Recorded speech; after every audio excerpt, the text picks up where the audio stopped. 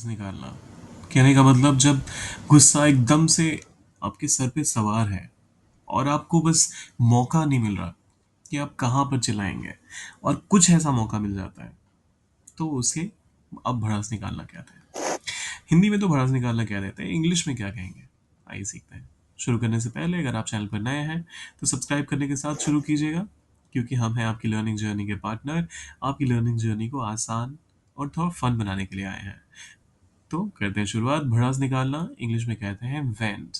Went went मतलब कोई भी चीज, कोई भी गर्म चीज जब एक पर्टिकुलर जगह से बाहर निकलती है, कोई धुआं या कोई भी चीज जो ट्रैप हो रखी है, जब वो एकदम से निकलती है तो उसके लिए आप वेंट का इस्तेमाल करते हैं। वो कहते हैं ना, एसी का वेंट कहाँ है, या फिर आउटडोर वेंट कहाँ है, या फिर वॉशरूम का वेंट कहाँ है। तो कहने का मतलब जब कभी भी कोई भी गर्म चीज़ बाहर निकलने की बात हो, अगर आप ह्यूमन इमोशन की बात कर रहे हैं तो वेंट का इस्तेमाल, मान लीजिए अगर किसी को कुछ मजाक करना करना हो तो उसके लिए वेंट का इस्तेमाल नहीं होगा। अगर किसी का गुस्सा निकलने की बात होगी, भड़ास निकलने की बात होगी, उसी केस में आप वेंट का इस्तेमाल करते हैं। एग्जाम्पल के तौर पे, उसे किसी से बात करके अपनी भड़ास निकालनी थी। He needed someone to talk to so he could vent. बस उसे भड़ास निकालनी थी। He could vent so he could vent. और उसी लिए उसे किसी से बात करनी थी, so he needed someone to talk to. He needed someone to talk to so he could vent. दूसरा एग्जाम्पल आता है, रोने से उसने अपनी सारी भड़ास निकाल दी, या फिर उसने अपनी सारी भड़ास रोकर निकाल दी। He she vented everything by crying it out.